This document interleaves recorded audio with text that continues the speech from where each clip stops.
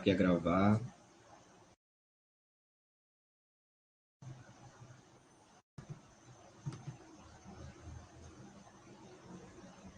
Olá pessoal, boa noite, tudo bem com vocês? Aqui está falando é o professor Rodrigo Vantuí. E nessa noite a gente tem uma grata surpresa. Nós estamos recebendo aqui a professora Aline Pranto. Ela que é professora da área de didática e ensino de história da Universidade Federal do Rio Grande do Norte. Desenvolve pesquisas na área do campo da história da educação, história política e do ensino de história.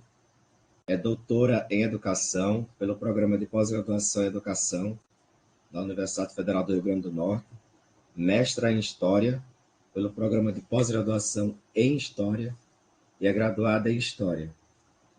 Desenvolve pesquisas na área da educação, ensino de história, história da educação, história política e trabalhos maravilhosos com história oral. Além de tudo, a Aline é uma pessoa muito especial, é uma colega de trabalho, é uma amiga pessoal e nessa noite estou muito feliz dela estar aqui conosco e de vocês conhecerem, porque a partir daí vocês vão ver e quando vocês tiverem maiores curiosidades para pesquisarem seus trabalhos, verem o quanto a Aline é competente, esforçada e dedicada na área da educação. E eu finalizaria essa sua apresentação dizendo que a Aline, além de tudo isso, que não é pouca coisa, que eu já citei, a Aline é mãe, é mulher, é guerreira, pesquisadora, professora e uma amiga pessoal. E aí eu deixo com todos vocês a Aline, que vai nos trazer um trabalho maravilhoso sobre o ensino de história e as oralidades na educação básica.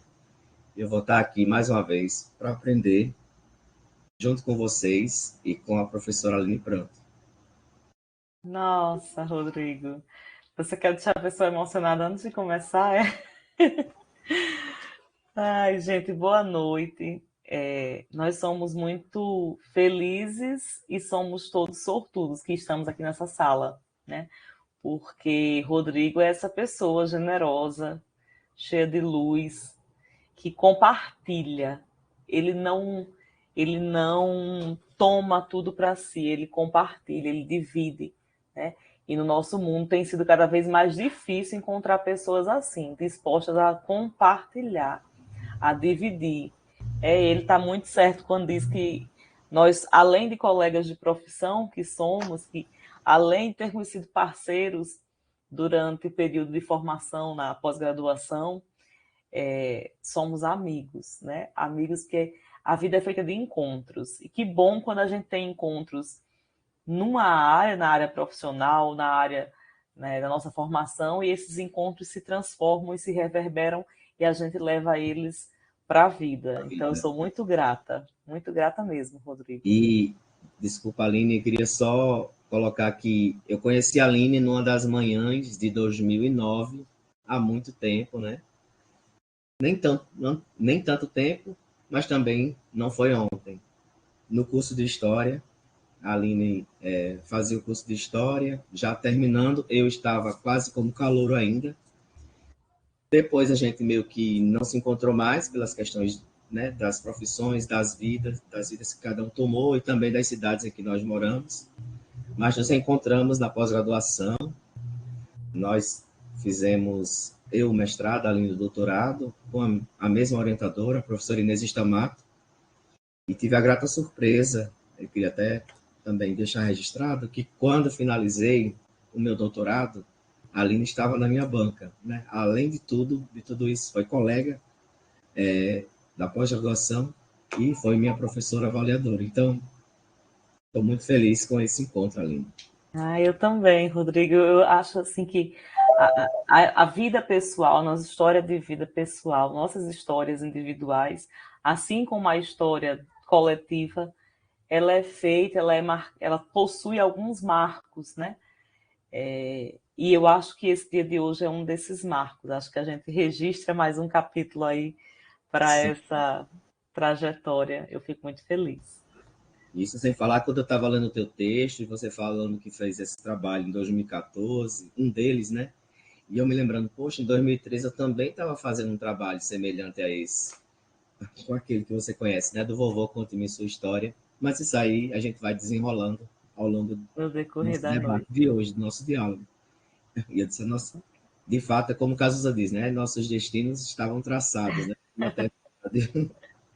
É verdade, é verdade. Muitos encontros. Gente, pois bem, posso começar? Sim, por Já favor. comecei, né? A gente Eu. já começou uma aula que se propõe a pensar as oralidades, as memórias que são expressas nessa oralidade, trazendo as nossas próprias memórias. Isso é interessante porque a gente não combinou, mas vocês já tiveram um início, né? Uma pequena degustação de como é esse trabalho com a memória, né? Com a memória que começa, no caso da história oral, com uma situação que a provoca, com uma intencionalidade, e o sujeito vai ali trazendo as suas reminiscências, as suas omissões, os seus silêncios, e aos poucos, até as memórias que não estavam previstas no roteiro, elas vão surgindo, né? Aquelas que o Benjamin chama de memórias involuntárias. Então, embora a gente não tenha preparado essa apresentação, né, pensando especificamente nisso, a gente já inicia dentro do próprio tema. Quando o Rodrigo me convidou e disse que vocês estariam trabalhando com o ensino de História e Geografia, e ele pensava alternativas, propostas para se provocar a pensar esses ensinos em sala de aula, né? Sobretudo, articulando conhecimentos e saberes que podem ser desenvolvidos pensando nas turmas do ensino fundamental, mas também de educação de jovens e adultos e tudo mais. Então, os recortes poderiam ter sido os mais diversos, mas eu decidi trazer para aquilo com que eu venho trabalhando, né? Então, enviei a Rodrigo esse texto, que se chama Ver, Ouvir e Sentir, a abertura do texto, porque é uma discussão sobre história oral, sobre sensibilidades e sobre os usos possíveis desse trabalho com as oralidades em sala de aula, né? Então, eu organizei uma fala sintética, vou tentar não me alongar demais, porque sou uma pessoa que costumo falar muito, mas eu queria que a gente organizasse esse momento de hoje como sendo muito mais um diálogo. Então, vocês fiquem muito à vontade para levantar a mão, para pôr questões no chat, ou para abrir a câmera também no curso da fala, ou se preferirem ao final, tá bom? Fiquem muito à vontade. Rodrigo, se você puder. Sim, aí aqui tem meus dados, né? Se alguém depois tiver alguma dúvida e tal, no final a gente volta para esse slide de abertura, aí vocês encontram o e-mail. Se puder passar para o próximo, Rodrigo. Eu não costumo começar minhas falas sem dizer, né, quem eu sou. Eu penso que quem nós somos diz muito de como nós agimos, das escolhas que nós fazemos. Então, como uma pessoa que pesquisa sobre trajetórias docentes, sobre saberes docentes, sobre histórias de vidas de outras professoras e professores, eu sempre inicio minha fala me apresentando. A Aline de hoje e a Aline do percurso, né? Começando pelo percurso, antes de tudo, como o Rodrigo já adiantou, eu sou mãe, né? Mulher. Engraçado que acho que mulher deve vir antes de mãe, né? Mas a gente acaba organizando a fala dessa forma. Mãe, mulher, professora, né? E que atuo já há um bom tempo com a história oral. A história oral foi uma escolha de vida para mim. Eu não tinha noção de que o seria quando decidi fazer a graduação. Como o Rodrigo falou, a graduação em História, foi a minha formação inicial. Quando iniciei por dois motivos. Para me tornar professora, porque eu acreditava e acredito que a educação, não sozinha, mas que ela é parte de um processo transformador. Se a gente busca uma sociedade um pouco menos desigual, um pouco mais igualitária, com equidade, com direitos sociais garantidos, eu entendo que isso passa obrigatoriamente também pela educação. Então, por ter essa crença, desde do ensino médio, feito numa escola pública de excelência, que foi o IFRN, eu decidi por ser professora. E de história, porque eu entendia que era preciso conhecer, sobretudo, das nossas próprias referências enquanto estado, enquanto região, enquanto cidade. Me provocava muito ler bastante sobre o eixo sul-sudeste. Eu tinha interesse em entender regimes autoritários, como foi o primeiro período de Vargas, né, da era Vargas, como foi depois a ditadura militar, mas eu queria entender não do lugar onde sempre estava posto, mas do lugar em que nós vivemos, né? No meu caso, especificamente, Natal, Rio Grande do Norte. Então, eu queria entender a parte desse lugar e, por isso, decidi fazer História. Pois bem, ingresso no curso de História, concluo esse curso em 2009, quando o Rodrigo estava chegando, estava saindo, e ali naquele momento eu começo a trabalhar na educação básica, naquele mesmo ano, 2009, né? Na educação básica, no ensino técnico também. Eu tenho uma formação inicial em segurança do trabalho, que eu não exerço há muitos anos, mas que à época eu exercia. E eu fui trabalhar com curso técnico e com ensino de história. Passei 10 anos na rede básica e encerrei esse ciclo em 2019, quando então eu passei esse concurso para professora da Universidade Federal do Rio Grande do Norte, especificamente na área de didática e ensino de história, né? Eu vinha trabalhando com história da educação, já tinha trabalhado com história política na graduação e no mestrado, e no doutorado eu trabalhei com história da educação. Também sempre estava atuando na área de ensino de história, embora não fosse uma pesquisadora consolidada ainda nessa área. E depois, em 2019, quando eu faço esse concurso, eu começo, então, a construir, a levar a minha expertise da história oral, da história da educação, fazendo uma confluência com o ensino de história. E é desse lugar que eu falo com vocês hoje, né? Rodrigo já falou sobre as áreas que eu tenho pesquisado, né? A mais recente também inclui formação docente, porque eu tenho trabalhado com as narrativas autobiográficas, resultado da história oral e das escritas de si, para a formação inicial de professores e continuada. Então, também tenho enveredado por esse caminho e hoje participo de 2 grupos de pesquisa. O primeiro grupo, que na verdade se constitui enquanto rede, é a Rede Trajetórias Docentes, da qual o Rodrigo também faz parte, que é um coletivo de professores, um coletivo nacional, que esse ano terá o seu primeiro evento, que discute as histórias de vida e de carreira e os saberes desses professores, né? Essa rede vocês encontram, inclusive, um acervo digital dela no site do Laboratório de História Oral e Imagens, da UF, e também no YouTube, para quem tiver curiosidade, no YouTube da Rede Trajetórias Docentes, que carrega o mesmo nome. Além desse grupo, eu participo do grupo de Estudo e Pesquisa em História, Educação e Diversidade, que é o GEPED, né? Que atende principalmente às demandas voltadas à história da educação e ensino de história. E, nesse momento, faço parte do grupo que gere a Associação Brasileira de História Oral. Então, a Aline fala para vocês desse lugar, do lugar de alguém que vem trabalhando ao longo dos últimos, deixa eu ver quantos anos, não sei mais quantos anos, 15 anos, nessa confluência entre a escola básica, a educação básica enquanto professora, agora no lugar de professora orientadora de estágios também, e de pesquisadora que também trabalha tanto com a história oral, como com o ensino, como a formação docente. Então, é uma grande área de confluência, né? O próximo, Rodrigo, por favor. Mas, Aline, você tem falado de história oral. Para que nos serve essa história oral e o que é história oral? Quando a gente fala em história oral, automaticamente a gente se remete à oralidade, né? Só que fonte oral é muito mais amplo do que história oral. Porque fonte oral é tudo aquilo que é resultado da oralidade, né? Da expressão oral. Então, você pode ter uma amplitude imensa de fontes orais, desde entrevistas, passando por podcasts e qualquer outro recurso que nasça da oralidade. Mas a história oral, especificamente, é o ponto em que com o qual nós vamos trabalhar nessa noite. Ela pode ser compreendida de diferentes formas. Aqui eu coloco as perguntas. É uma técnica? É uma metodologia? É uma abordagem historiográfica? Depende do enfrentamento que cada pesquisador, que cada professor vai ter trabalhando com história oral.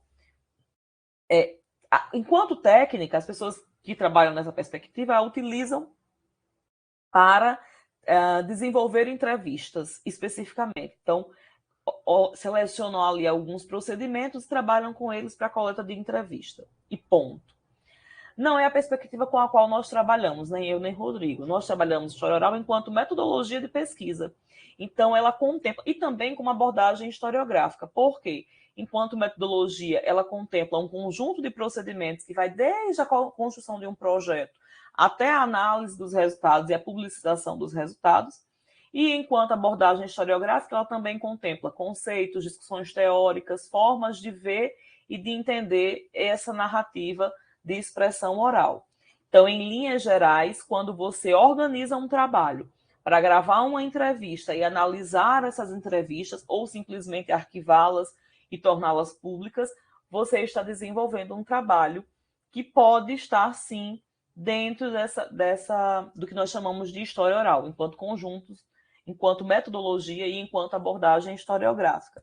Mas o principal de entender é que trabalhar com história oral não é simplesmente pegar um gravador ou um celular e coletar o áudio de alguém. Significa pensar nisso intencionalmente. Como é que eu vou fazer? Por que eu vou fazer? Com que finalidade? Quais são os procedimentos que eu vou trabalhar? Como é que isso pode ou não colaborar com a turma na qual eu estou atuando? Então, se você faz essas perguntas, se você elabora um trabalho nessa direção, e não precisa ser uma coisa extremamente complexa, um projeto de 20 páginas, não. Mas se eu penso em termos de procedimentos, se eu penso como é que eu vou trabalhar com essa entrevista, se eu oriento a turma, eu vou estar trabalhando com a história oral. E eu vou trazer algumas orientações, inclusive mais do ponto de vista prático mesmo, né? Mas, em linhas gerais, história oral é isso, é essa lida com a entrevista, né, com as memórias que são expressas oralmente e que se transformam em narrativas. Próximo, Rodrigo, por favor. Aline, e de onde vem essa conexão da história oral com a educação? Gente, isso não é novo, né? Não é algo que a gente está trazendo aqui, não é algo super novo. Desde os anos 70, nós temos experiências com história oral. Se vocês retomarem o texto que Rodrigo compartilhou com vocês, vocês verão que as primeiras experiências são dos anos 70. Tem um livro que ele é um clássico na história oral, que é a História Oral, A Voz do Passado, do Paul Thompson, que ele fala de escolas na Inglaterra e algumas experiências também nos Estados Unidos que trabalhavam em turmas do fundamental, do que seria equivalente, né, ao fundamental, ao ensino médio e ao ensino superior, a partir de entrevistas. E ele vai sinalizar algumas habilidades que são possíveis de serem desenvolvidas, que ele percebeu ao observar esses trabalhos. Mas isso a gente vai ver daqui a pouquinho. Mais atualmente, Aline, qual o cenário? A gente tem uma expansão dos trabalhos com história oral em sala de aula. E eu trouxe aqui o exemplo do Canadá especificamente. Por quê? Porque no Canadá, a província de Ontário, desde 2017, que ela incorporou no currículo oficial a obrigatoriedade de trabalhar com história oral nas escolas. E você vai me dizer, Aline, mas por quê? Primeiro, isso não é um debate que eles fizeram em pouco tempo, né? Eles já vinham com uma discussão já há alguns anos. A professora Cristina Llewellyn é quem tem ficado à frente desse debate. E, especificamente, em Ontário, eles trouxeram isso para dentro do currículo, né? Do currículo prescritivo, desse currículo normativo, como o Goodson destaca. Por quê? Porque eles entendiam que a província ela é de uma pluralidade muito grande. Tem pessoas que são oriundas de povos originários, tem pessoas que são oriundas de diferentes países, tem um volume de imigrantes muito grande, e tem uma história oficial, que é majoritariamente branca e heteronormativa. Como é que a gente pode construir um currículo plural, um currículo que dialogue com a realidade daquela província, se eu não consigo garantir que as vozes da diversidade sejam ouvidas? E interessante, a conceituação teórica que eles partem, a principal, ou uma das principais, são as obras do Paulo Freire. Eles usam Paulo Freire, eles usam a discussão de pedagogia libertadora para poder pensar a inclusão da história oral, para que essas vozes múltiplas, plurais, às vezes dissonantes, possam ser ouvidas, discutidas, analisadas e pensadas numa história que não caiba somente em um grupo, mas que seja o mais diversa possível. Então, é dentro desse cenário que o Canadá, a província de Ontário, né, não é o Canadá inteiro, mas a província de Ontário passou, então, a incorporar a história oral como obrigatória. No Brasil eu fiz um levantamento há um ano, mais ou menos, quase um ano e meio, que foi até para a construção desse capítulo e de outros artigos. E você tem muitos trabalhos difusos. Você tem algumas dissertações, teses que falam sobre uso de história oral em sala de aula, mas elas estão muito pulverizadas. Isso não entra como política pública, não faz parte do currículo prescritivo, mas a gente sabe que acontece. Porque eu já trabalhei, porque Rodrigo já trabalhou, porque a gente conhece colegas que trabalham, alguns sabendo que fazem história oral e outros sem consciência de que fazem, mas temos pessoas trabalhando. No momento, a gente tem tentado não, a gente tem levantado esforços na Associação Brasileira de História Oral para tentar conhecer melhor o que vem sendo feito, né? E a primeira iniciativa que a gente construiu foi a criação de círculos de cultura nos encontros regionais de história oral. Então, nós vamos ter 2 círculos de cultura esse ano, que são espaços voltados para professores da rede básica falarem das suas experiências com história oral nas redes de ensino. Então, já tem um círculo de cultura esse ano lá no Maranhão, né, em São Luís, e vamos ter um círculo de cultura em Joinville.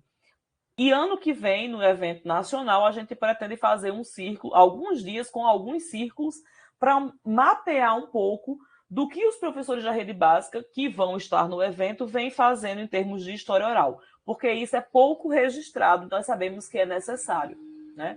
Ter esse levantamento. A gente tem a impressão de que as coisas acontecem, mas não sabe como, quando, onde e nem de que maneira exatamente elas estão acontecendo.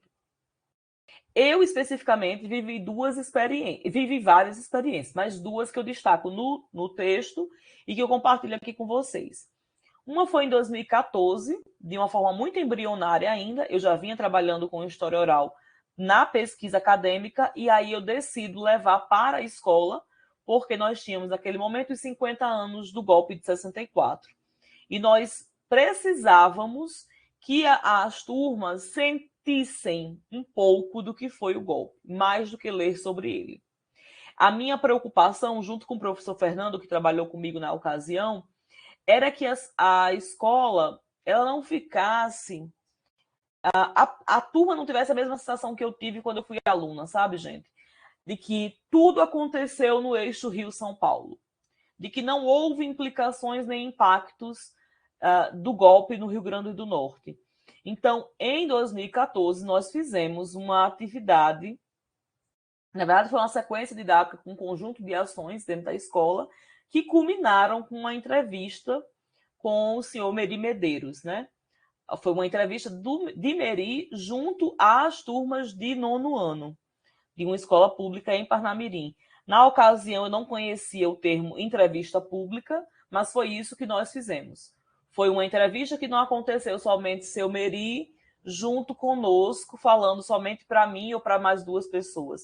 Foi uma entrevista em que ele constrói uma narrativa para ser dita para um público que tínhamos ali quase 60 estudantes, né? E que ele dialogava com esse estudante, que ele respondia perguntas desses estudantes. Então, foi um trabalho de memória, de história oral, a partir de uma entrevista pública, né? Foi a primeira vez que eu vivi esse experimento de levar a um grande público a entrevista na hora em que ela está acontecendo. Mas isso foi muito embrionário e foi muito, como é que eu posso dizer, ainda experimental, né? O Freinet tem um conceito que eu abordo lá no texto, que é o tateamento experimental. A gente, às vezes, em sala de aula, vai sentindo a turma, e é importante que a gente sinta. a gente vai sentindo as experiências e criando alternativas para essas experiências.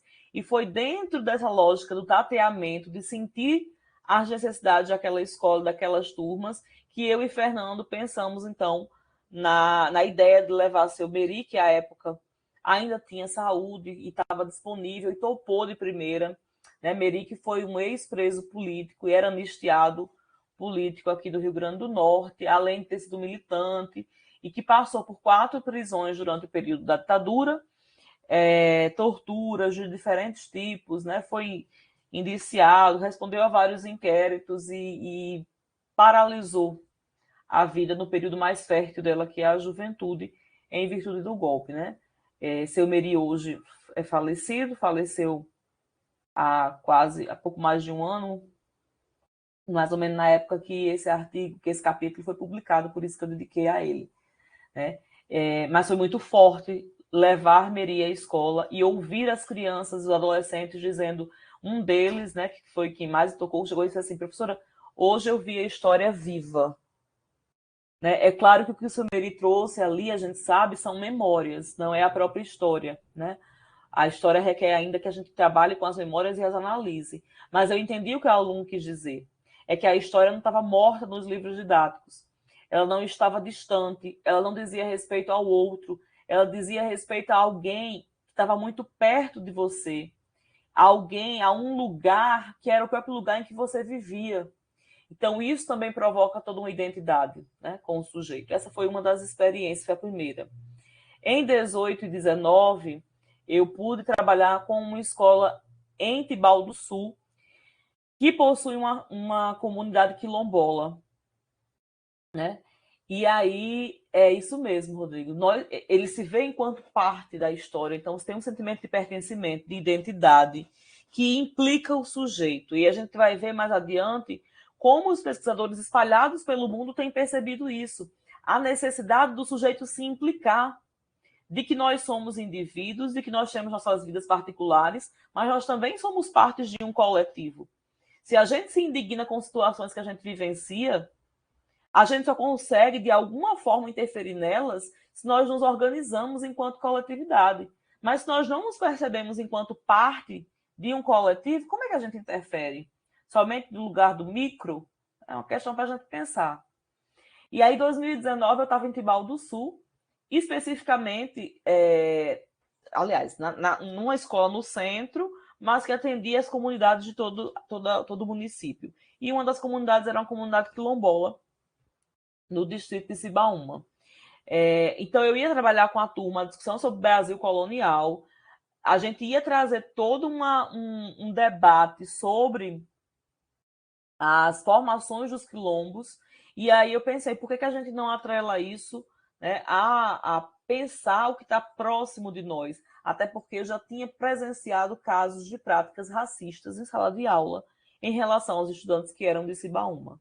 Então, é preciso que quando a gente perceba, identifique isso, e mesmo que não perceba, que a gente ponha o dedo na ferida, porque as questões étnico-raciais, elas estão gritando no Brasil, né? E não é de hoje. Mas agora, ainda mais, a gente percebe a repercussão desses casos envolvendo práticas racistas. Então, nós fizemos esse outro trabalho, né, com o projeto Quilombos, que foi a iniciativa de História e Língua Portuguesa, feito de forma interdisciplinar, em que os estudantes, eles próprios, construíram roteiros e foram gravar entrevistas, produzir vídeos a partir dessas entrevistas e discutir isso em sala de aula e com a comunidade. Então, esses são 2 exemplos de práticas minhas, pessoais e profissionais, enquanto professora da rede básica.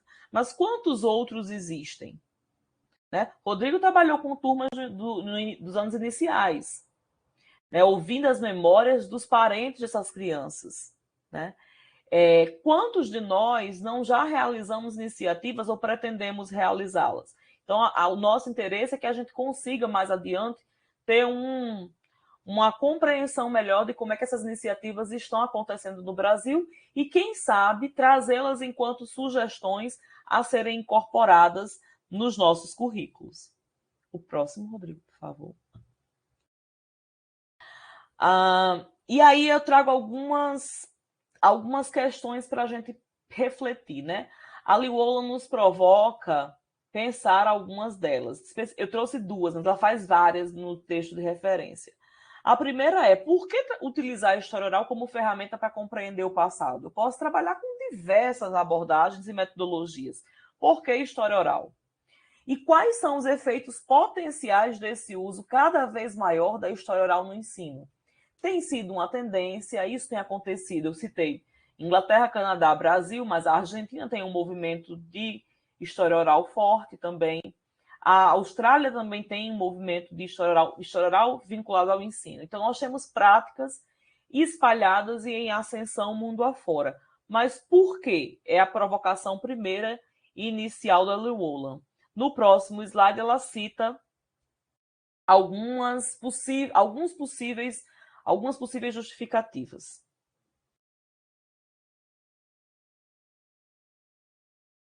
Passa o próximo ponto.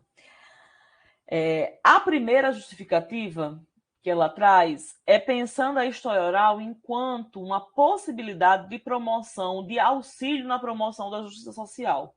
Ela diz assim, olha, a minha resposta mais longa à pergunta, por que precisamos de história oral?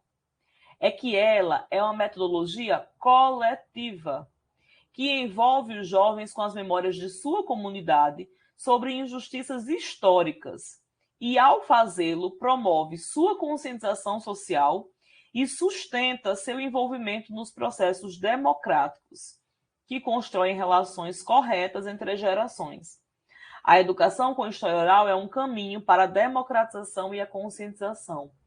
Para Liwola, e não somente para ela, né? Juntando o que ela fala, o que o Thompson fala e o que eu venho refletindo, se a gente pensa na necessidade de engajar os nossos estudantes, na necessidade de construir uma sociedade menos desigual, na necessidade de promovermos trabalhos mais colaborativos, um possível caminho é o trabalho com a história oral. Por quê? Veja bem, uma das principais críticas que nós temos hoje, professores, se aqui já tiver alguém que já tem a formação inicial como professor, vai poder me confirmar isso. Uma das nossas principais críticas é a falta de engajamento. Parece que o estudante não se interessa por nada, não tem interesse, não se envolve. As pesquisas que a gente vê que tem trabalhado com esse trabalho de produção das fontes, partindo do próprio estudante, e aqui especificamente da fonte de expressão oral, eles costumam promover esse engajamento. Porque o estudante ele não é uma parte, um objeto, alguém que recebe isso. Ele entra em campo e ele vai buscar. Agora, é claro, depende da forma como também a gente vai conduzir o processo. Né? Se a gente disser quem ele deve entrevistar, elaborar o roteiro, entregar tudo pronto para ele ir lá só gravar, muito provavelmente não haja engajamento.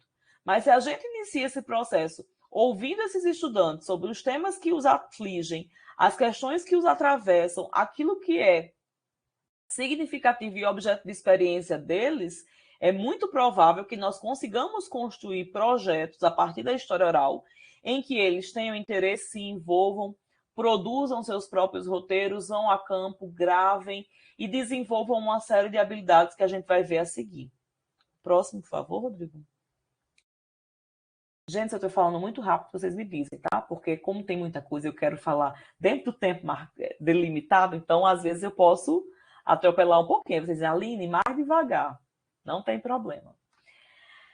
A Liwola, trazendo aquela discussão sobre pensar essa história oral, seu compromisso político, o processo de democratização, ela vai destacando o papel das escolas e das demais instituições, pensando essas desigualdades, pensando o seu papel social, pensando que nós estamos em escola, nós estamos em sociedade, promovendo conhecimento para quê? Né?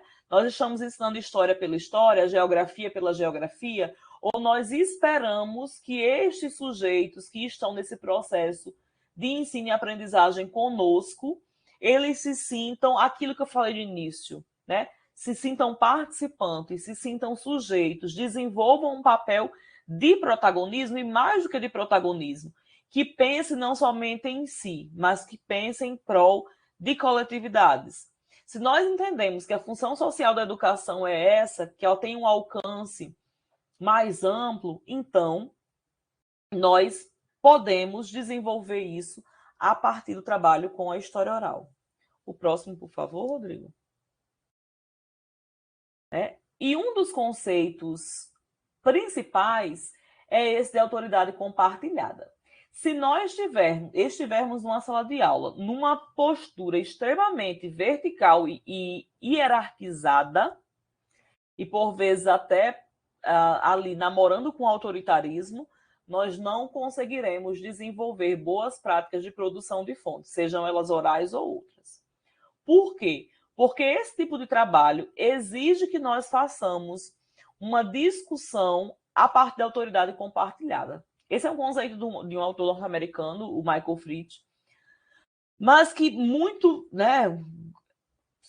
assim, a grosso modo, ele nos traz a provocação de pensar que o saber da oralidade e da história pública, ele é feito não somente para o outro, mas ele é feito com o outro. Você não constrói sozinho. Se eu busco que a minha turma desenvolva uma prática mais dialógica, de escuta, de construção do conhecimento histórico, então eu devo partir do pressuposto de que não serei eu a levar tudo que a turma precisa, mas que eu, junto com a turma, vou pensar temáticas, roteiro, a construção da entrevista, para que essa entrevista vai ser utilizada, vai ser só objeto de... Vai ser só não, vai ser objeto de análise, ou além de ser objeto de análise, ela vai se transformar num outro produto. Para a gente poder entender melhor isso, a gente precisa partir da premissa de que nós construímos em conjunto com os nossos estudantes e de que eles vão construir em conjunto com os seus narradores. Então, mas aí é por isso que eu coloco essas perguntas. É possível compartilhar autoridade em sala de aula? Se é possível, de que forma? Eu já disse alguns possíveis caminhos, né?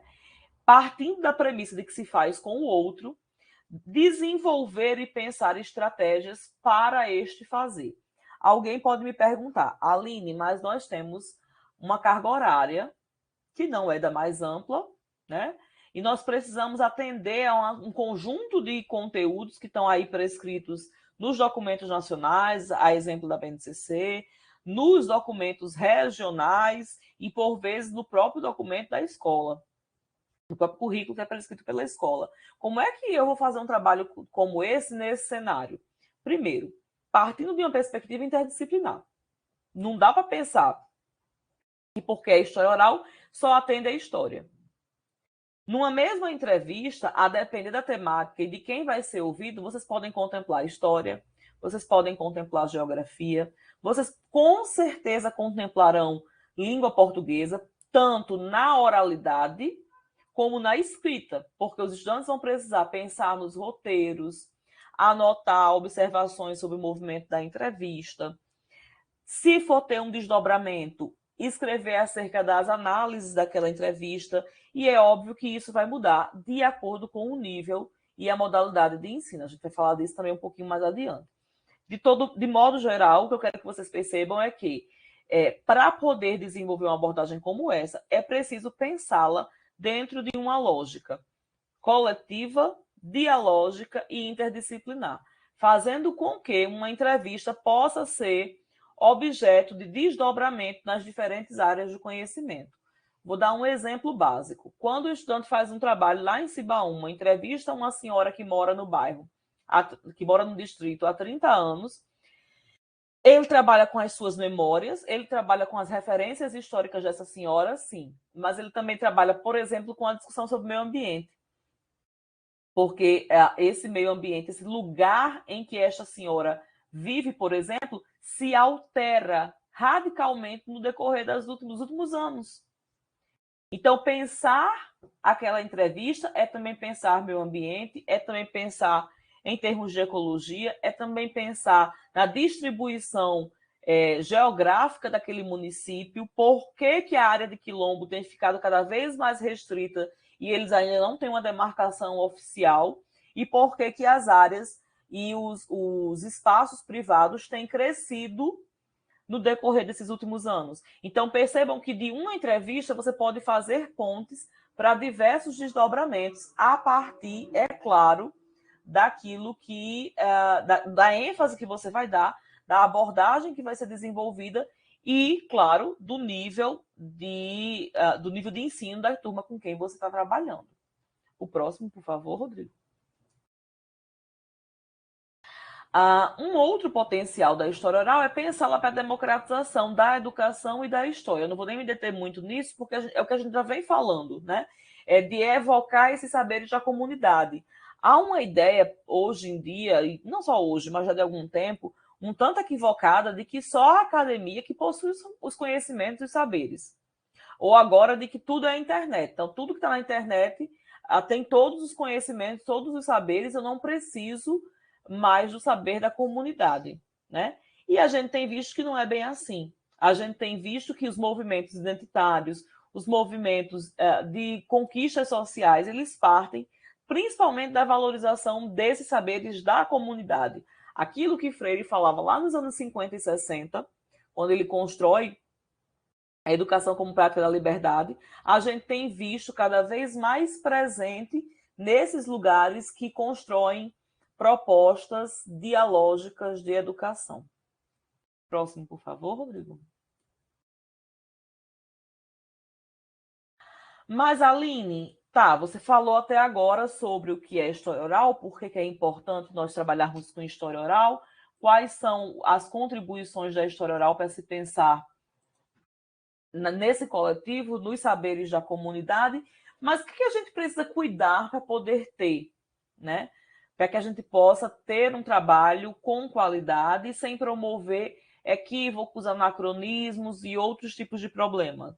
Primeiro, uma preocupação ética, né? Trabalhar, não basta chegar para a turma, seja ela uma turma do terceiro ano do fundamental, uma turma da educação ou uma turma da educação de jovens e adultos, e dizer assim: amanhã vocês vão fazer uma entrevista. Isso já é alguma coisa. Mas o ideal é que antes de a gente fazer esse movimento, a gente explique para a turma e discuta com a turma o que significa ouvir alguém. Por que a gente precisa se preocupar com a condução da entrevista? Como é que eu vou tratar esses dados? Eu vou poder discutir com a pessoa na hora que ela está concedendo a entrevista? E depois disso, eu vou poder divulgar em qualquer lugar essa entrevista, de qualquer forma?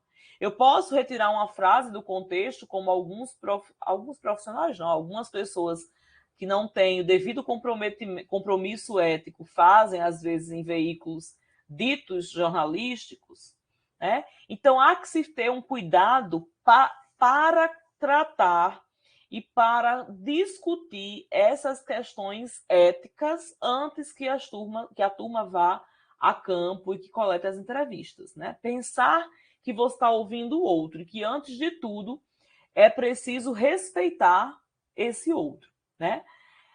Além disso, trazer a discussão sobre alguns procedimentos e para alguns valores, né? Como o respeito, a sensibilidade, a escuta, a diversidade, sempre pensar que nós precisamos cuidar para que o estudante ele não pense que pode diminuir aquela pessoa que está sendo ouvida, né?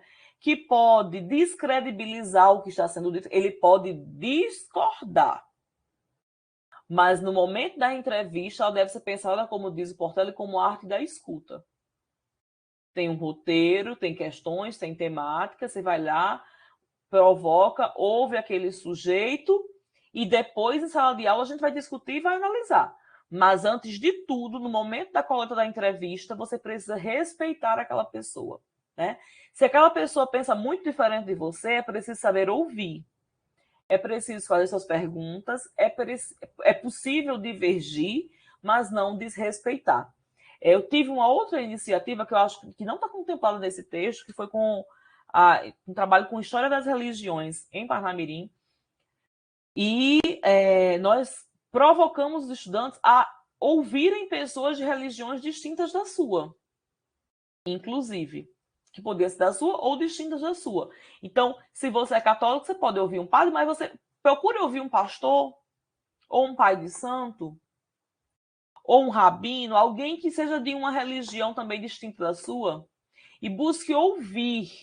Ouvir, você não precisa concordar, mas é importante que a criança ouça, ou que o adulto, né? Ouça, seja capaz de tentar desenvolver um conceito que duas pesquisadoras portuguesas, Costa e Solé, chamam de empatia histórica. É se colocar minimamente no lugar do outro e tentar entender as referências desse outro, mesmo que você não concorde com elas, né? Então, promover pensar, sobretudo numa época de muito radicalismo que nós temos vivido, de extremismos, é fundamental que a gente provoque pensar as questões étnico-raciais, as religiões das diferentes matrizes, seja da matriz africana, afro-brasileira, indígena, né? Isso, Aleph, acontece sim. Muitas vezes a gente sofre um processo de resistência. Não no trabalho com história oral, eu não passei por isso, mas num outro trabalho em que eu desenvolvi uma proposta com a, a capoeira e o coco de roda no início do século XX. Né? Foi um trabalho de pesquisa muito longo com a turma e tal. E no final do processo a gente montou uma apresentação com um coco de roda e tudo mais. Então, a gente teve uma resistência. Em sala de aula, nós conseguimos fazer a pesquisa inteira, né? E até ensaiar os passos, construir o coco. Mas quando nós fomos apresentar, infelizmente, algumas famílias proibiram os estudantes de participar, porque, e não era nenhuma referência, nenhuma religião, mas porque o coco de roda tinha tambores, e esses tambores remetiam a uma sonoridade presente nos terreiros. E um líder religioso do bairro da escola teria orientado as famílias a não liberarem a participação das crianças. Nós chamamos essas famílias, conversamos, explicamos do que se tratava. Algumas liberaram e outras seguiram sem liberar. Esse é um problema sério que a gente enfrenta, porque a gente vive um momento de descredibilização da ciência também, né? E na área da educação é muito mais forte. Todo mundo no Brasil se julga um pouco professor e técnico de futebol, né? Hoje em dia até médico, porque antes eu dava um exemplo assim, se o médico lhe passar paracetamol, você vai tomar ibuprofeno, ou vai questionar ele do paracetamol, aí as pessoas diziam, não, mas hoje em dia nem esse exemplo eu posso mais dar, né? Porque a gente tem uma equipe médica orientando uma coisa e a pessoa vai lá e faz outra porque teve acesso a uma fake news, a uma orientação ou desorientação por qualquer um desses veículos midiáticos e de comunicação e decide que o médico está errado, que a ciência está errada, tem essas coisas, infelizmente. Mas o nosso papel na escola também é de resistência, né? De diálogo, de tentar apresentar a nossa proposta político-pedagógica para as turmas e para as famílias, deixando claro que o Brasil é um país laico, mas que ele não é um país ateu, né? E que tem que haver espaço para respeitar o ateísmo, tem que haver espaço para se respeitar a Jurema, tem que haver espaço. E não significa que as pessoas tenham que passar a desenvolver a prática do outro. Eu digo isso, gente, porque eu sei que não é fácil, porque eu estive nesse chão da escola e acompanho os estagiários hoje que estão lá. Mas a gente não pode se isentar, né, de provocar, sabendo que é bem provável ter reações, sim. Foi bom a Aleph ter feito essa observação, porque elas vêm, né? No momento que nós estamos vivendo, elas vêm. E se a gente não falar sobre essas temáticas, aí é que elas virão cada vez mais presentes, trazendo uma verdade única. Eu não coloquei aqui nesse texto, nem nessa aula, mas quem tiver a oportunidade, assista a conferência ou leia o livro curtinho da Chimamanda Adichie, O Perigo de uma História Única, que vai falar justamente disso, do quão perigoso é quando um país, uma região ou um povo só tem uma narrativa da história. Você passa a tomar a parte pelo todo e passa por um processo de reprodução da colonização ao longo de séculos, fazendo com que as pessoas sejam cativas, mesmo sem estar com grilhões, com algemas nas suas mãos e pernas.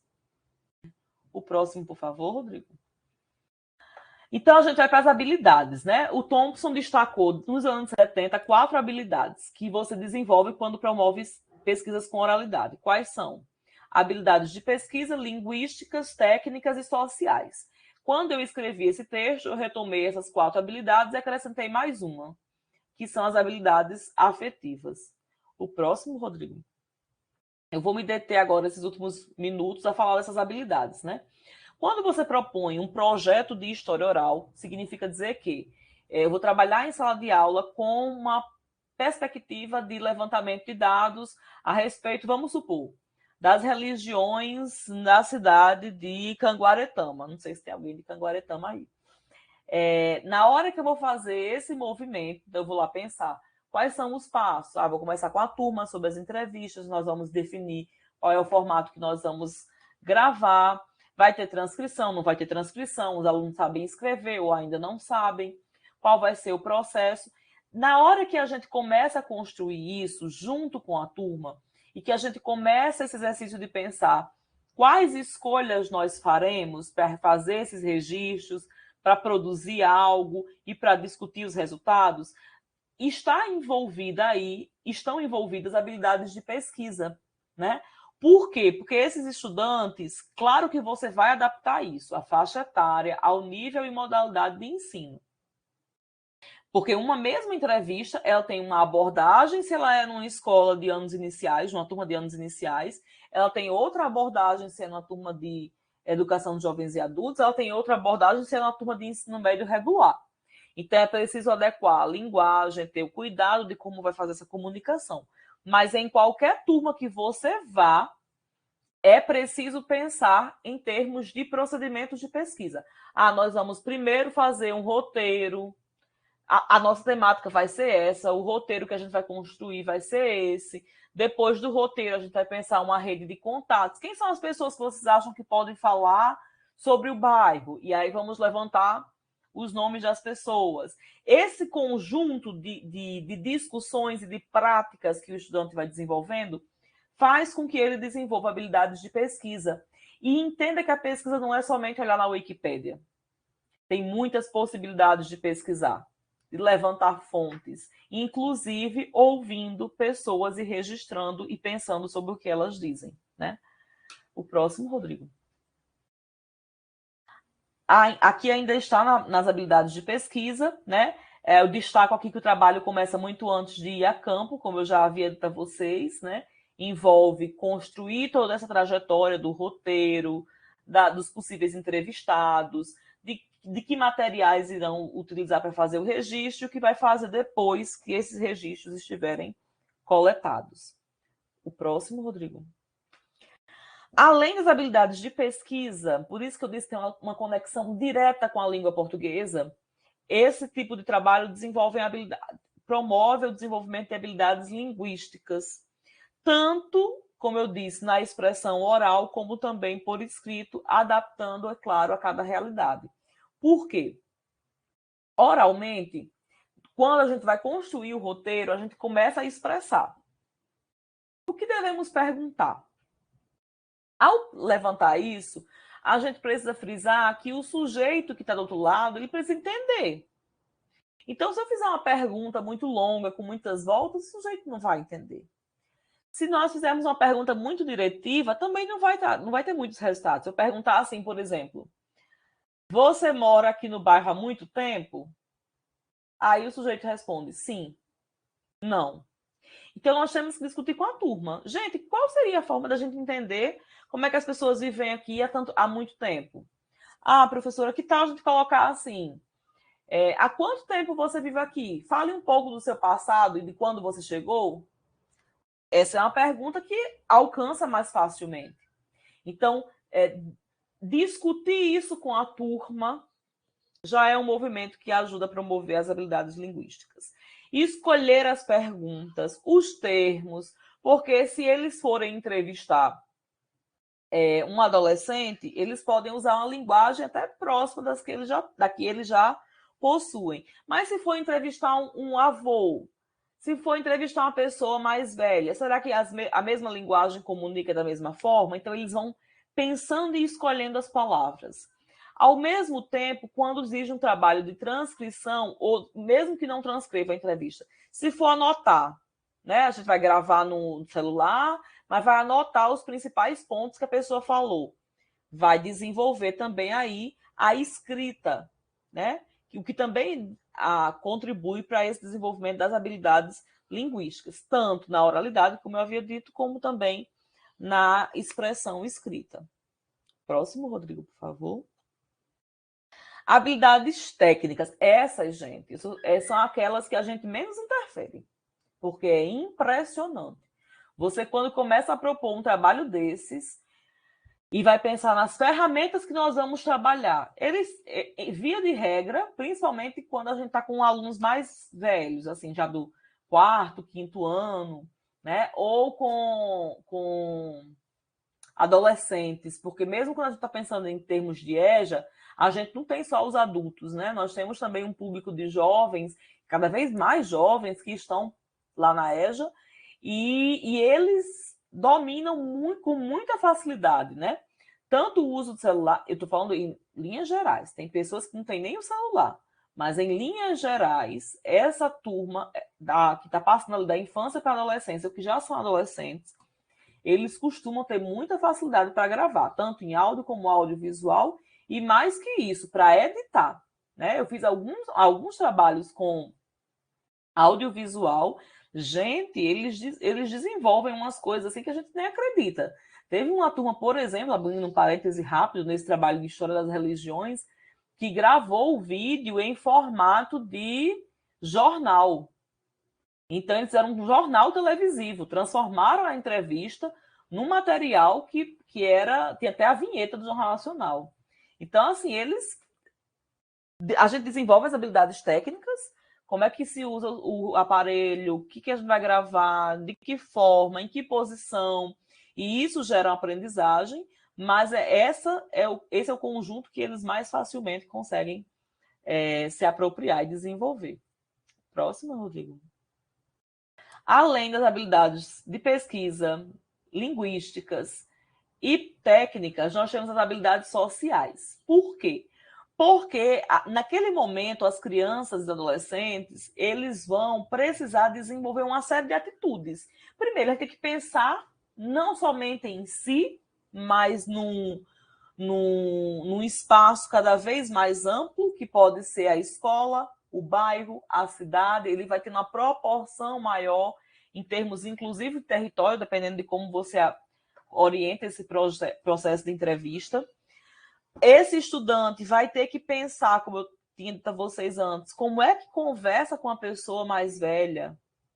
Né? Então, desenvolve algumas atitudes de paciência, de tato, de tentar fazer o outro ficar mais à vontade e, principalmente, de perceber esse outro fazendo parte de grupos, fazendo parte de coletivos. Então, ele vai ampliando.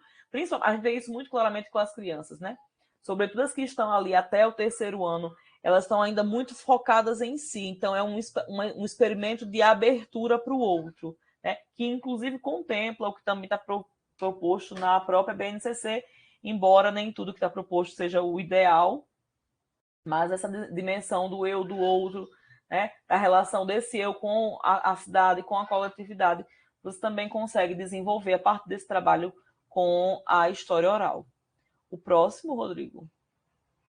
Mas para além do social, das habilidades voltadas ao social, a pensar o coletivo, a colocar-se no lugar do outro, pensando esse tato, esse cuidado e tudo mais, eu ainda destaquei mais um conjunto, que são das habilidades afetivas. Porque também, na hora que você ouve o outro, você tem a possibilidade de viver uma experiência. Experiência entendido como aquilo que lhe atravessa, que lhe afeta, seguindo a discussão teórica do Larossa, né? Pensar a experiência e ser afetado, colocar crianças e adolescentes para perceberem que se aprende com o outro e que o outro possui formas de ver, de sentir, de agir, que o outro pode chorar, que o outro pode rir. Então, você vai colocando esse sujeito num lugar de promoção dessa empatia histórica, de sensibilização para algumas memórias mais duras, mais difíceis, né? Mais doloridas, até mesmo de compaixão para com o outro. Então, você, de alguma forma, pode vir a sensibilizar essas crianças, esses adultos ou esses adolescentes nessa lida, nesse cuidado com o outro, nessa escuta qualificada do outro, né? Então, até essas discussões sobre temas sensíveis, elas afloram mais facilmente quando você desenvolve esse tipo de projeto, né? Temas como Holocausto, aqui para os mais velhos, né? Ainda nos anos iniciais, mas como racismo, escravidão, né? Preconceito, discriminação, são temas sensíveis que você consegue abordar muitas vezes a parte dessa entrevista, não somente ouvindo um professor dizer que é assim, mas vendo, olhando e percebendo como o outro sente isso. Próximo, Rodrigo. Já estamos indo para o fim, gente. Exatamente. Para fazer o arremate, então, de tudo que a gente foi vendo na noite de hoje, eu trouxe duas observações. Primeiro, a história oral se constitui enquanto metodologia, na minha percepção, né, e abordagem, que promove alternativas dialógicas, horizontais e que não segrega, não retira o outro, o diferente e coloca à margem. Através do uso crítico de tal abordagem metodológica, é possível ampliar os sujeitos históricos. Então, não ouço somente o Pedro Álvares de Cabral, o Dom Pedro I, a Princesa Isabel, mas eu consigo ouvir aqueles que historicamente foram postos à margem da sociedade, né? Aqueles que constituem grupos que nem sempre são ouvidos, de povos originários, de pessoas, de religiões, de terreiro, ou enfim, de tantos outros grupos que estão historicamente à margem em nossa sociedade, né? Através desse uso crítico, então, você pode ampliar esses sujeitos históricos, diversificar as narrativas, cruzar fontes, construir novos olhares onde antes só cabia o oficial. Se antes cabia que num livro didático somente a fotozinha, o desenho, a pintura do português chegando e entregando um espelho para um indígena que sorria e recebia numa boa, hoje em dia cabe pensar por que estava dando esse espelho, quem estava recebendo, por que recebia, será que realmente era sorrindo, será que não havia tensões, como é que esses povos hoje se veem diante desse passado de tamanha exploração e invasão do seu território. Então você altera a ordem das coisas e traz tensão para onde antes era só consenso. Trabalhar com a história oral implica ainda um exercício de humildade, de empatia e de sensibilidade, porque ouvir o outro requer essas três características. Tudo isso não é facilmente ensinado, mas cada professor ou professora pode aventurar-se, né? E descobrir um caminho próprio para trilhar. Afinal, buscamos o tempo todo ser professoras, pesquisadoras e autores e autoras do nosso próprio saber. Eu queria encerrar a noite de hoje somente dizendo a vocês: nós não somos e vocês não são técnicos. Nós não precisamos de sistemas prontos com aulas modulares que nos dizem a cada dia, a cada semana o que fazer e nos entregam slides prontos. É possível produzir conhecimento com as nossas turmas, com os nossos estudantes, promover para eles, mas sobretudo com eles e com suas comunidades. É esse tipo de educação, é esse tipo de ensino que promove, sim, práticas libertadoras e que retiram esse sonho do oprimido virar opressor, parafraseando Paulo Freire. Então, muito obrigada pela noite de hoje. Desculpe se me alonguei pelos meus cálculos, acho que eu estourei uns 4 minutinhos somente. Mas era isso. Obrigada, gente. Deixei aí nos últimos slides as referências, porque se Rodrigo depois quiser compartilhar esse material com vocês, fica à vontade. Oi, Aline. Muito bom sempre te ouvir, aprender contigo. Você é uma, hoje, das referências, né, na questão da história oral. Sou suspeita a falar. Mas, assim, é muito boa a tua experiência, teus trabalhos. E eu acho que Acho não, tenho certeza que colaborou muito com a questão do ensino de história, a questão da metodologia e, sobretudo, como um grande pano de fundo, como um protagonista, a história oral. Porque, como você colocou bem, é uma forma, né? É uma metodologia, é uma abordagem que vai possibilitar problematizações e vai colocar o sujeito, né, enquanto indivíduo, o indivíduo enquanto sujeito da história, da sua própria história, e não como um mero coadjuvante, mas que nós é que fazemos a história, que somos parte dela, que somos integrantes. Então, eu queria te agradecer demais pelas tuas reflexões, pela aula que tu proporcionaste para a gente, e colocar se os cursistas que estão conosco aqui nessa noite gostariam de fazer alguma pergunta, tem alguma dúvida, também porque na nossa terceira unidade vai ser justamente sobre a produção de um plano de ensino ou de um projeto que envolva as ciências humanas, né? Ou a história ou a geografia. E aí, assim, já tem vários exemplos aqui muito bons que você colocou, e eu tenho certeza que à medida que você foi falando, foi suscitando reflexões nos cursistas, porque a gente começa a pensar no nosso universo, né, de sala de aula, e o quanto ele é rico e pode proporcionar diversas situações de aprendizagem e diversos outros trabalhos dentro da temática da história oral. É só preciso ter um cuidado, né, para que a gente consiga desenvolver um bom trabalho e publicá-lo, né? Inclusive, já fica até a dica para os cursistas, que trabalhos como esses, né, dentro da história oral, podem ser publicados e podem ser amplificados, que esse é um dos objetivos da própria história oral, é dar amplitude à voz dessas pessoas, desses grupos marginalizados, como colocou Portelli.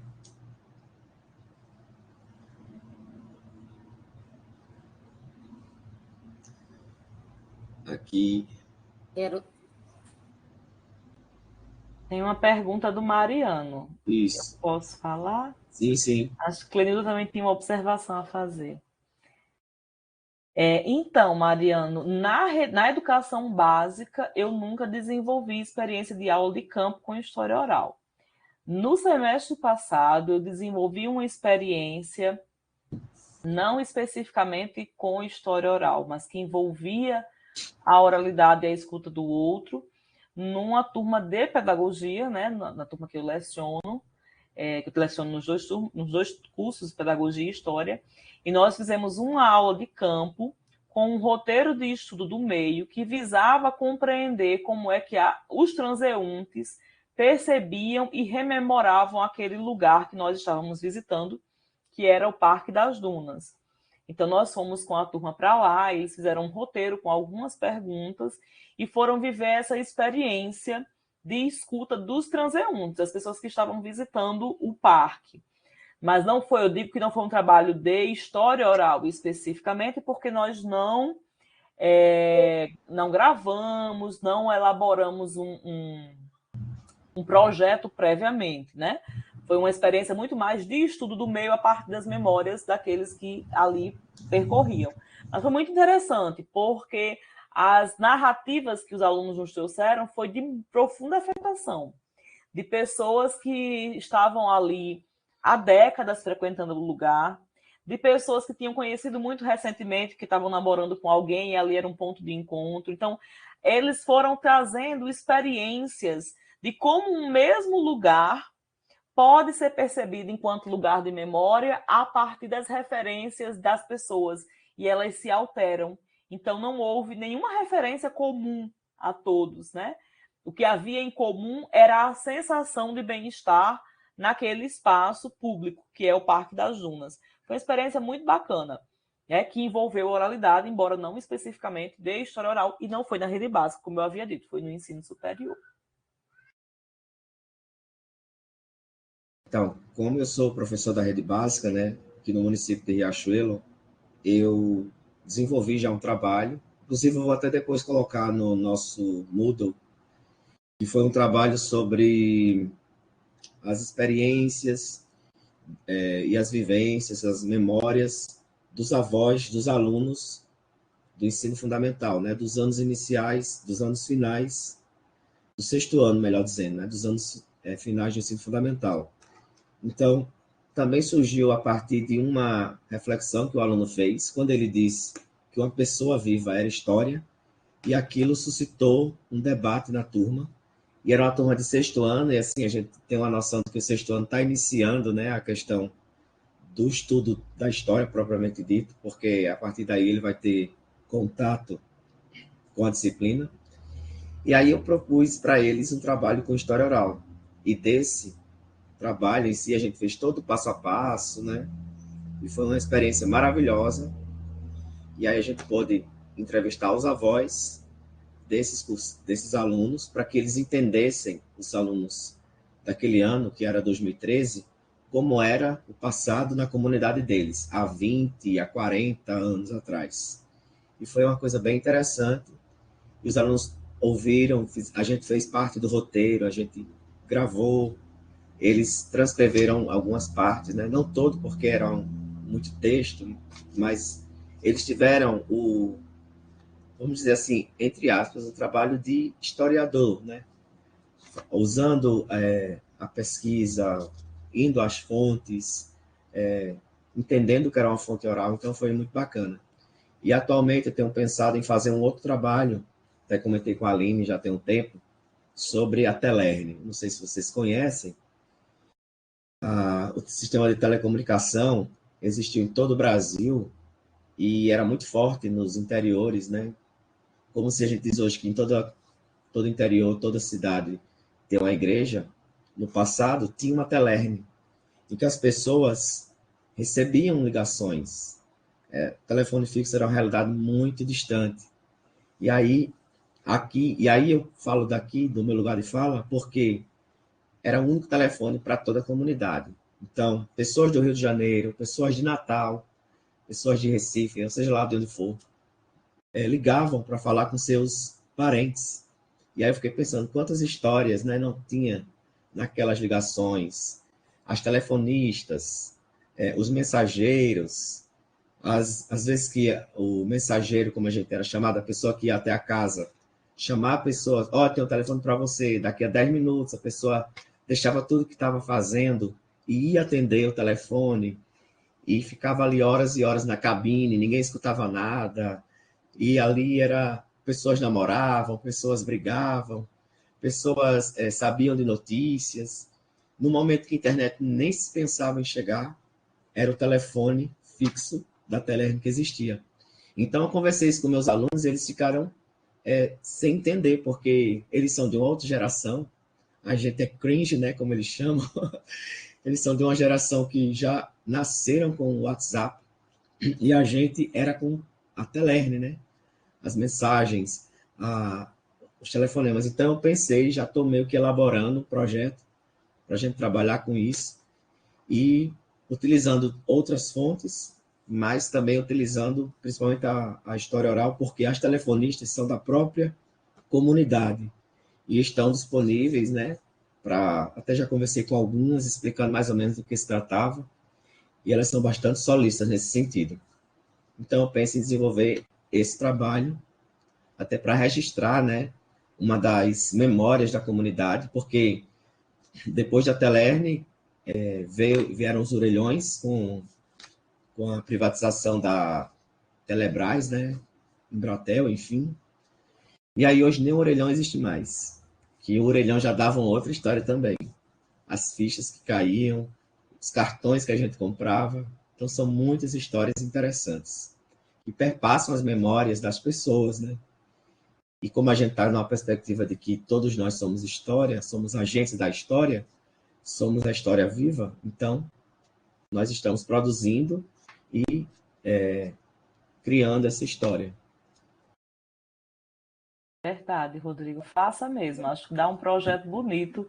Dependendo da turma, poder selecionar até um fragmentozinho daquela série Telefonistas, que é nos anos 20, né, que se passa nos anos 20 e 30, para mostrar um pouco de quando surgem essas primeiras linhas telefônicas e tudo mais, e a transformação que elas passaram, chegando até os anos 70, 80, não sei qual é o recorte que você vai trabalhar aí, em que teve esse apogeu da Telerne aqui no Brasil especificamente. Acho que é um trabalho muito bacana, inclusive de comparação de fontes, assim, muito massa. A Aleph Telson pergunta sobre a importância, né, de estar munido de conhecimento sobre o que vai se abordar em sala de aula. Isso é muito importante, Aleph. Inclusive, é uma observação que eu deveria ter feito no início. Quando a gente vai tratar de um período histórico específico, antes de ir a campo, é importante que a gente compreenda esse período. Eu falei quando eu dei o exemplo lá de 2014 apenas. Que é, por exemplo, eu fui trabalhar com a ditadura, levei uma pessoa que viveu aquele período, mas antes eles estudaram ditadura, eu tinha um conhecimento e uma compreensão sobre aquele recorte para depois abordar a temática. Isso é fundamental. Mas cabe também sinalizar que parte do que vai ser dito na entrevista, a maior parte, talvez a gente não tenha noção exata do que vai vir, né? Porque cada pessoa pode ter uma experiência específica, viveu coisas que a gente não tem domínio. O conteúdo em geral, da temática principal, é fundamental que a gente conheça, sim. Agora, o que vai vir da entrevista, aí vai ser uma construção conjunta, porque a gente não tem como, né, mapear antes.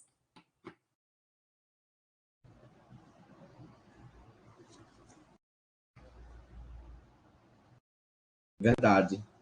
Então, pessoal, vocês gostariam de fazer mais alguma pergunta? Eu deixei aqui, né, gravando justamente para vocês reverem, até porque a nossa atividade tem relação com as discussões que a professora Aline trouxe hoje, em que vocês vão escolher alguns pontos para refletirem e discutirem na nossa produção textual. E, assim, a professora Aline trouxe inúmeros pontos que a gente poderia discutir, né? Seja do ponto de vista metodológico, reflexivo, teleológico, entre tantos outros, epistemológico, em relação à história oral, à história, à educação, ao ensino de história. Então, acho que vão surgir bons trabalhos a partir dessas reflexões sobre a professora Aline Pranto e suas discussões aqui nessa noite. Hoje não, Aleph. Professor, só para fazer um parêntese aí sobre a memória das pessoas que o senhor falou. Eu sempre dou esse exemplo porque, para mim, é uma inspiração e um orgulho muito grande que eu tenho na minha vida de compartilhar com as pessoas sempre que eu posso. O meu avô, já falecido, era funcionário do Denox, né? Não sei se algumas pessoas... eu acho que eu falei esse exemplo na outra aula de História e Geografia do Rio Grande do Norte, professor, do período anterior, inclusive. Ele trabalhou na construção da barragem de Pau dos Ferros e de muitos açudes aqui na região do Alto Oeste. E era interessante porque assim, vários alunos de História, das turmas de letras, marcavam sempre entrevistas com meu avô, porque na época que a barragem de Pau do Ferro foi construída, os métodos de construção eram outros, né? E das pessoas que participaram daquele momento, por ser assim um fato histórico para a nossa cidade, porque na época lá em Pau do Ferro não tinha abastecimento de água encanada, se eu não me engano. Esse açude viria para resolver o problema da instabilidade hídrica da cidade, da região. E o meu avô, por ser funcionário do Denox, era analfabeto, mas carregava esse ofício com maestria, né? E eu me lembro muito que os alunos frisavam muito a forma como ele construía, porque não era o caso da barragem de Pau dos Ferros, porque era acompanhado pelo Denox, tinha um engenheiro que acompanhava. Mas dos outros açudes pequenos que ele era contratado a fazer por fora, ele falava de como é que ele calculava, por exemplo, a espessura da parede, que pelo fato dele ser analfabeto, ele andava com caroços de feijão nos bolsos e ele conseguia colocar a mão no bolso sem tirar, porque ele tinha vergonha dos outros verem que ele não sabia fazer as operações, e colocava a mão no bolso. Não sei como é que ele conseguia fazer esses cálculos na cabeça dele, mas com esses caroços no bolso, quer dizer, ele desenvolveu essa metodologia e nunca houve registro de arrombamento de nenhum açude construído por um analfabeto que calculou a parede com caroços de feijão, né? Então, eu falei desse relato porque, assim, esse ano, depois de 9 anos, a barragem lá de Pau dos Ferros sangrou, né? Depois de uma seca muito grande, a barragem de Pau dos Ferros sangrou no dia do aniversário do meu avô, né? Que já era falecido e tudo. Então, essas memórias que nos remontam à realidade daquela comunidade, por exemplo, né, que virou, para você ter noção, a barragem de Pau do Ferro virou o ponto turístico da cidade lá. Quando a barragem estava faltando 8 centímetros, 7 centímetros, foi montado tenda, montado bar, montado mesa, gente lá, a cidade se deslocou todinha para o sangrador para ficar contando os segundos enquanto o açude sangrava, né? Então, mobilizou toda a cidade, porque mexe com a história da comunidade e na história de nós todos, já que nós estamos todos mergulhados numa mesma história, não é isso? E sobre a Telerno, professor, só um parêntese aí, lá na minha cidade, lá em Pau dos Ferros, também tem uma sede muito grande da Telerno, inclusive não sei se um de vocês dois ou os meus colegas conhecem Pau dos Ferros, mas existe um alto muito grande depois do Banco do Brasil, que até hoje é conhecido como Alto da Telerno, porque esse alto tinha a sede da Telerno lá e ficou conhecido a Rua Independência, que é o nome do logradouro, mas todo mundo só conhece pelo Alto da Telerno por conta que a Telerno era sediada lá naquele local. Obrigado, professor, era isso mesmo. Nós que agradecemos, Aleph. Eu conheço Pau dos Ferros, conheci inclusive fazendo o meu projeto na verdade, executando já, né, fazendo a minha pesquisa do doutorado.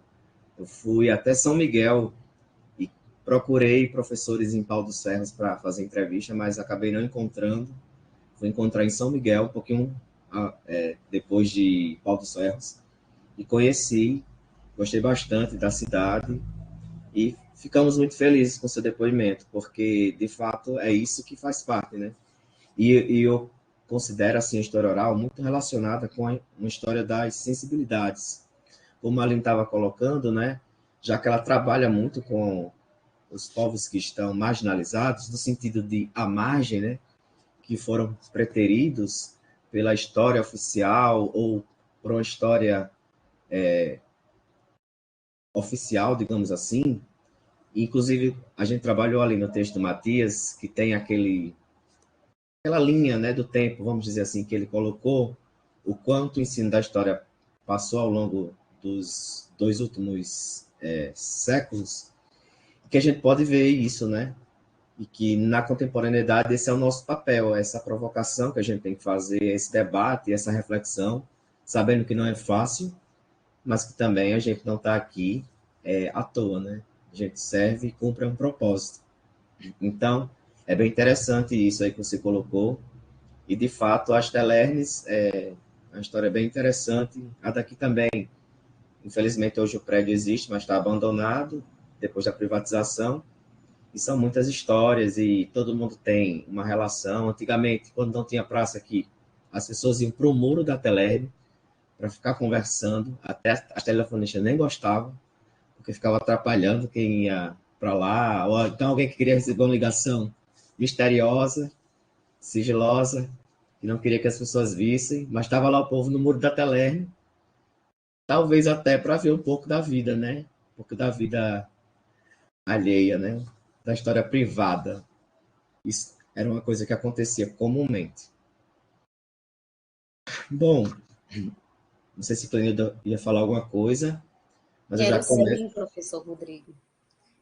Quero aproveitar o momento para agradecer também à professora Aline pelas contribuições.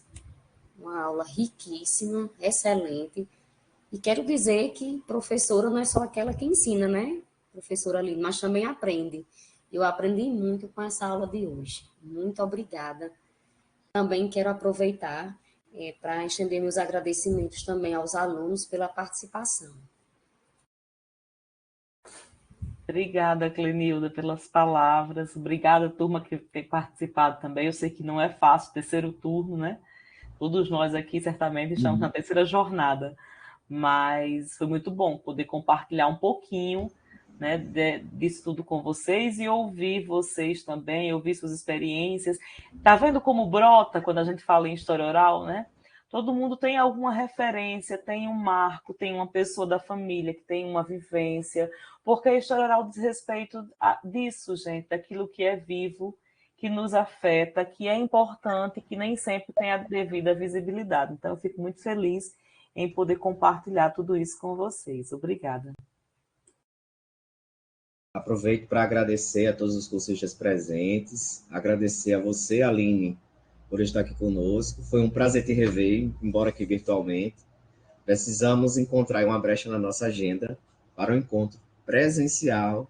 Concordo. Para trocarmos mais umas figurinhas sobre história oral, discutirmos sobre os nossos encontros e eventos acadêmicos e também, obviamente, falar sobre a vida e sobre as suas questões.